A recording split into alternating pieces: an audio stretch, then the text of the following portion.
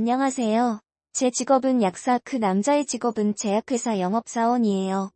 혼자서 작은 약국을 개업하고 이것저것 힘든 일이 많았는데 그때마다 제 손과 발이 되어주며 도와준 그 남자에게 어느 순간부터 마음이 가더라고요. 훤칠한 키에 희고 깨끗한 피부, 넓은 어깨에 훈훈한 얼굴까지 모든 게 제 이상형이었던 남자였죠. 제약회사 영업사원이라는 직업이 저 같은 약사나 의사들의 시다바리를 해야 하는 직업인지라 나름대로 고충도 많고 스트레스도 많을 텐데 한 번 티 안 내고 밝게 웃으며 사는 그 사람에게 저는 결국 고백을 했고 저희는 정식으로 교제를 시작했습니다. 교제를 시작한 지 얼마 안 돼 저는 이 남자에게 매일 같이 결혼을 하자고 졸랐어요. 제가 그때 진짜 콩깍지가 제대로 쓰였던 것 같아요. 만나기만 하면 결혼하자고 졸라대는 저에게 그 남자는 솔직히 할 말이 있다면서 술 한잔하자고 하더라고요. 그리고는 혼자서 소주 한 병을 병째로 마신 뒤 고백을 하더라고요. 사실 본인은 애 딸린 이혼남이라고 말이에요. 알고 보니 그 사람은 저와 정식으로 만나기 반년 전 이혼을 했었더라고요. 이혼한 전처와 아들이 한 명 있었고요. 듣기로는 아기가 돌도 안 됐을 때 전체가 바람이 나서 이혼했다고 했습니다. 워낙 항상 밝은 모습만 보였던 사람이기에 그런 상처가 있을 줄은 상상도 못했었거든요. 그 이야기를 듣고 저는 이상하게 더 이 사람과 결혼을 하고 싶었습니다. 이 상처를 보듬어줄 사람은 저뿐이란 생각이 들어서 말이죠. 저는 초혼이고 남편보다 6살이나 어렸던지라 저희 집에서 반대가 이만저만이 아니었어요. 어릴 적부터 단 한 번도 부모님 말씀 거역한 적 없이 순종적이었던 딸이 갑자기 애 딸린 이혼남과 결혼하겠다고 남자를 데려왔으니 부모님 충격이 컸을 법도 합니다. 또 부모님은 적어도 저와 같은 직업을 가진 남자와 제가 결혼하기를 은연중에 바라셨었는데 지방 전문대를 졸업한 영업사원을 신랑감이라고 데려오니 더 못마땅하다고 하시더라고요.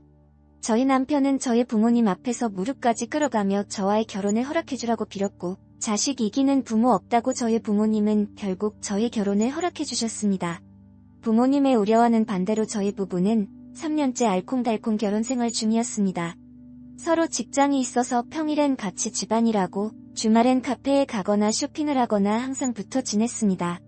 남들이 보기에도 정말 사이 좋은 부부였습니다.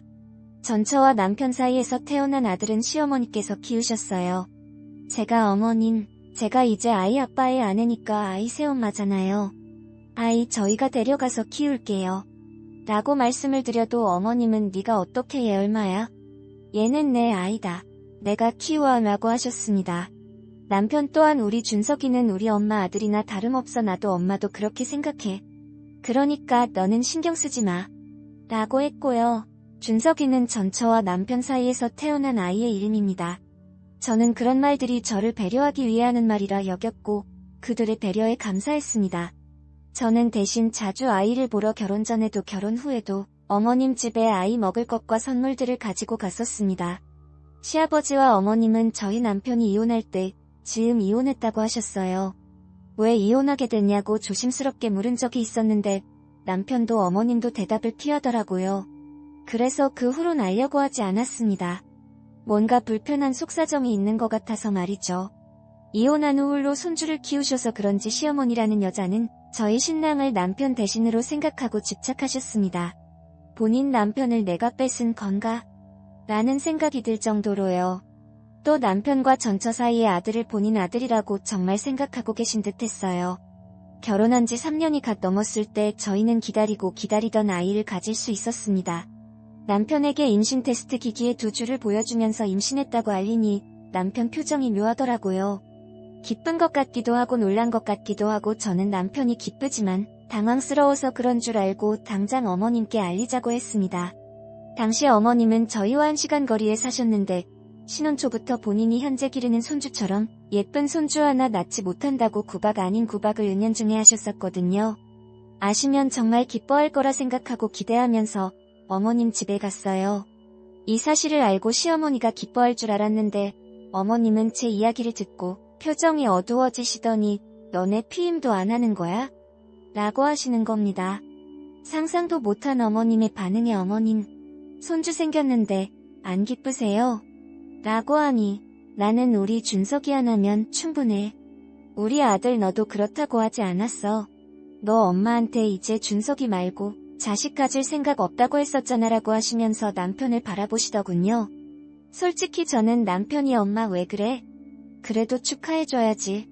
라면서 화를 낼 줄 알았어요. 그런데 어쩔 줄 몰라 하며 맞아 엄마, 나는 준석이 안 하면 충분해. 라고 하는 겁니다.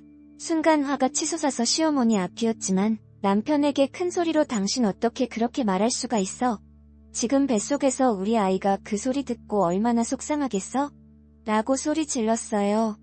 그랬더니 남편이라는 놈, 얘가 어떻게 그런 소리를 들어? 우리 그냥 애 지울까? 라는 겁니다. 옆에서 시어머니라는 여자 또한 그래라. 우리 준석이 안 하면 우리 집대 충분히 이을 수 있어. 너네 애 없이도 지금껏 잘 살았는데 무슨 애를 낳겠다는 거야? 라면서 부추겼고요. 어머님이 저 볼 때마다 준석이처럼 예쁜 아들 하나 낳지 못한다면서 구박하셨잖아요. 그런데 왜 갑자기 그렇게 말씀하세요? 라고 제가 따지니 그건 그냥 우리 준석이가 예뻐서 한 말이지 너한테 손주 낳아주라고 한 말은 아니야. 라고 대답하시는 시어머니 말에 기가 막히더군요. 그래서 남편에게 물었어요. 이혼한 전처의 아들이 앞으로 내가 낳을 아이보다 더 소중한 거냐고요.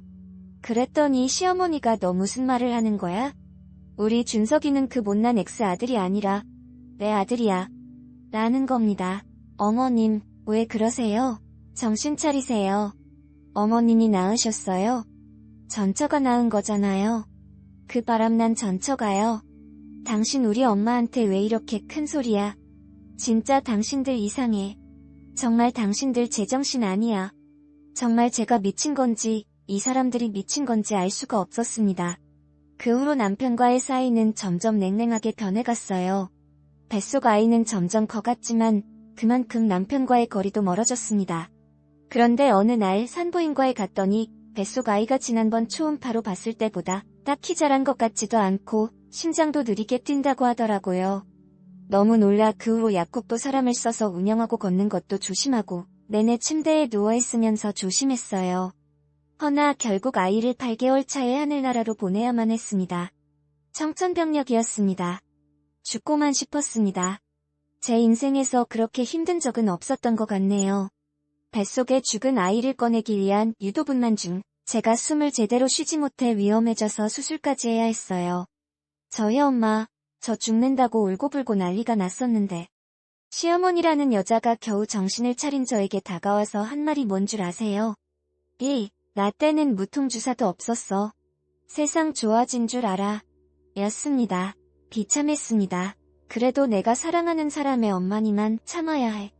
라고 저의 감정을 스스로 추스르려 했으나 만날 때마다 저에게 상처 주는 말을 하니 만나기가 싫어지고 멀어지게 되고 싫어지게 되더군요. 남편이라는 놈은 바쁘다며 그날 제 옆을 지키지 않았고요. 그 후로 시어머니가 오셔도 아는 체도 하기 싫더라고요. 남편은 자기 엄마라고 제가 시어머니 왔을 때 반갑게 인사도 안 하고 보는 둥 마는 둥 하며 방으로 문 닫고 들어가 버리는 거에 화가 난다고 했습니다.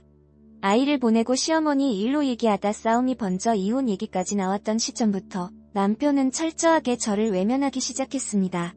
그러던 어느 날 남편이 갑자기 시부모가 살고 있는 그리고 친한 친구 2명이 살고 있는 지방으로 내려가 일하겠다고 하더군요. 그곳에 있는 대학병원 영업을 맡을 수 있는 기회가 왔다고 훨씬 영업일이 편해질 것 같다고 하면서 말이죠. 돈도 훨씬 많이 벌면서 주말 근무도 피할 수 있다고 하면서 꼭 내려가야겠다고 하더라고요. 어머님 집에 살면서 돈을 벌겠다고 했습니다. 그러면서 제가 원하면 저도 함께 내려가자고 하더라고요. 남편은 알고 있었습니다. 제가 내려가서 사는 게 불가능하다는 것을 말이에요. 어찌 개업해서 이제 자리 잡은 약국을 버리고 내려갈 수 있겠어요? 내가 내려가는 게 불가능한 거 잘 알잖아. 알겠어. 그럼 혼자 내려갈게. 꼭 그렇게 해야겠어? 지금 나 몸도 제대로 추스르지도 못했어. 내가 옆에 있다고 달라지는 게 있어? 우리 어차피 대화도 없이 남처럼 지내고 있잖아. 서로 함께 살면서 숨 막히게 사느니 따로 편하게 사는 게 낫지 않겠어? 제가 내려가는 것 자체가 쉽게 결정할 문제가 아닌 것 같다고 제가 말하니 비웃으며 무시하더군요. 그러면서 남편은 저에게 상의도 안 하고 그 주 주말에 짐을 싸서 시어머니 집으로 내려가 버렸습니다. 알고 보니 저에게 이런 말을 하기도 전에 이미 직장에서 담당 영업 지역을 바꾼 상태였어요. 모든 준비를 마친 상태에서 저에게 통보를 했었던 거였죠. 남편은 주말에는 올라오겠다고 그때 시간을 보내자고 하더라고요. 그렇게 해서 어이없게 순식간에 주말 부부가 되었습니다. 이미 벌어진 일이고 되돌리기엔 늦은 것 같아 긍정적으로 생각하려 노력했습니다. 남편이 정말 윤택한 삶을 위해 결정한 거라고 믿고 싶었어요. 저희 집 전세 계약 기간이 거의 다 끝나가기에 집주인에게 계약 연장을 하겠냐는 전화가 왔고 저는 혼자서 큰 집에서 사는 건 아니다 싶어 이 집에서 나가겠다고 통보를 했습니다. 그리고 작은 오피스텔을 계약했어요. 혼수로 산 가구들은 작은 오피스텔에 들어가지 않을 것 같아서 죄다 중고나라에 내놓았고요. 안녕하세요. 제 직업은 약사 그런데 첫 주 주말 남편은 올라오지 않았습니다. 분명 주말에는 올라와 시간을 보내자고 하고선 말입니다. 그러고는 전화로 갑자기 한다는 소리가 담당 병원 의사 한 명을 접대해야 해서 어쩔 수 없이 못 올라온다는 겁니다. 대낮 주말부터 무슨 접대? 골프 접대가 갑자기 잡혔어. 나도 스트레스 받아. 접대를 내가 좋아서 해. 나도 의사 똥꼬 빠는 일 그만두고 싶어. 남편은 이렇게 말한 뒤 전화를 일방적으로 끊어버렸습니다. 너무 화가 나 감정이 주체가 안 돼. 카톡으로 그렇게 나와의 약속 지킬 생각 없으면 앞으로 연락하지 마. 서울도 올라오지 마. 라고 했어요. 그랬더니 이건 말 정말 잘 듣대요. 그 후로 연락 두절이 되어버렸어요.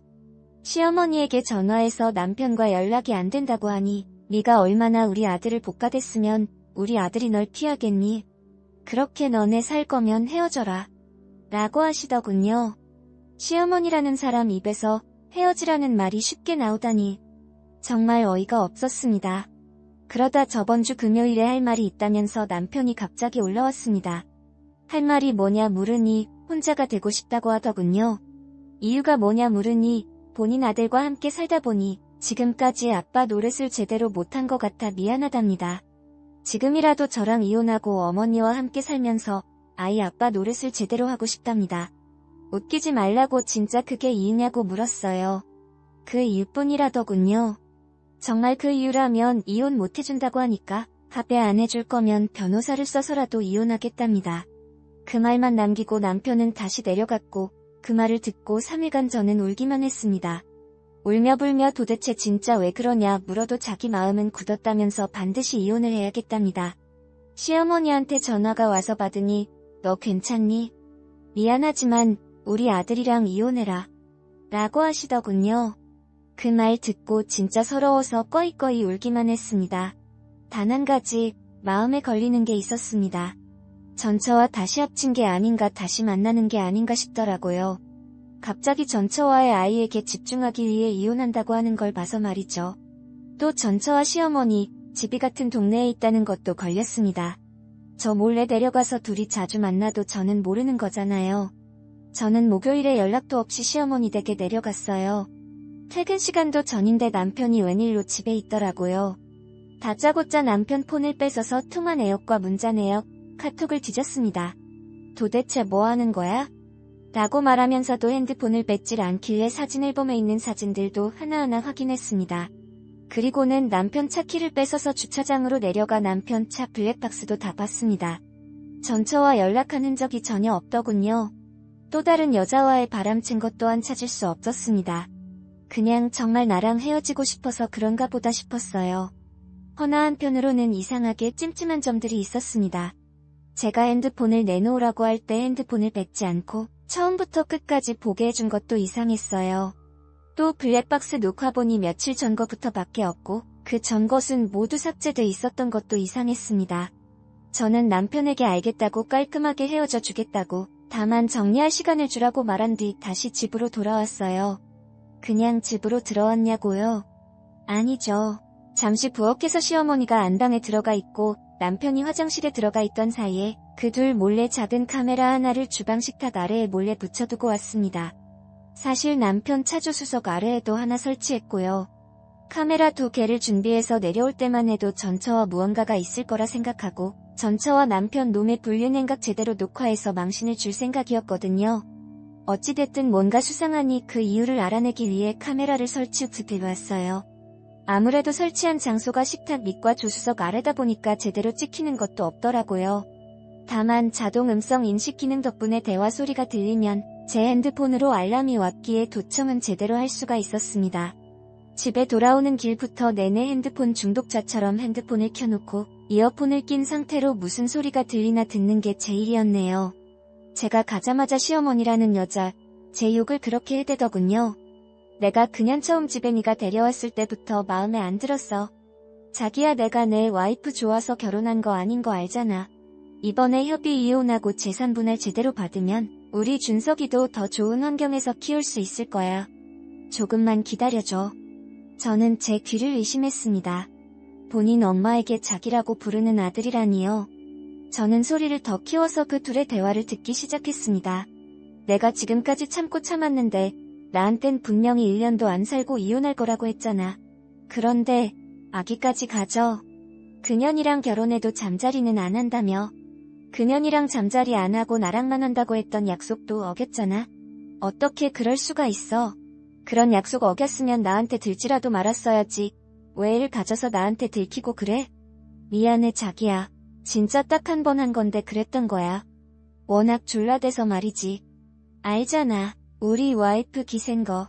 갑자기 임신했다고 해서 나도 엄청 놀랐었어. 나는 자기랑 준석이밖에 없는 거 알지? 정말이야? 정말이지. 나 그래서 자기랑 준석이랑 살려고 이렇게 내려온 거잖아. 내가 그년이랑 이번에는 꼭 협의 이혼할게. 이혼 안 해준다고 하면 잊혀증으로 몰아서 이혼 소송할게. 그러니까 마음 풀어. 왜 이래. 간지럽게. 왜 이러긴. 자기가 좋아서 그러지. 그 둘은 대화를 마친 뒤 서로 꼭 끌어안고 안방으로 들어가더군요. 카메라가 안방 앞쪽만 찍을 수 있게 설치돼 있어 안방 안에서의 모습을 보진 못했지만 열려진 안방 문 사이로 들려오는 소리를 통해 그 둘이 무슨 짓거리를 하는지는 보지 않아도 알 수 있었습니다. 그리고 한참 뒤 그 둘은 샤워를 했는지 속옷만 입은 채 식탁에 앉아서 주문한 치킨을 뜯더군요. 그 둘의 대화는 점점 가관이었습니다. 그나저나 자기야, 자기가 준 한약 말이야. 그거 진짜 효과 있나 봐. 그거 먹은 그 다음 날에 바로 아이가 떨어졌으니 말이야. 조용히 해. 그 이야기기 이제 안 꺼내기로 했잖아. 애가 들으면 어떡해. 애 지금 자잖아. 그리고 우리끼리 있는데 뭐 어때? 내가 어디 가서 그런 말 하겠어. 그랬습니다. 시어머니라는 여자가 제가 임신했다는 말을 듣고 나서 저희 집에 택배를 보냈었어요. 택배 상자를 열어보니 한약으로 보이는 약이더라고요. 아이를 잘 크게 해주는 보약이라고 하면서 꾸준히 챙겨 먹으라고 하기에 그 말만 믿고 열심히 챙겨 먹었었습니다. 생각해보니 그 약을 먹고 바로 그 다음 주에 아이가 하나도 크지 않고 심장 소리가 작다는 이야기를 들었었어요. 저는 정말 정신을 잃을 만큼 화가 나고 주체가 안 됐습니다.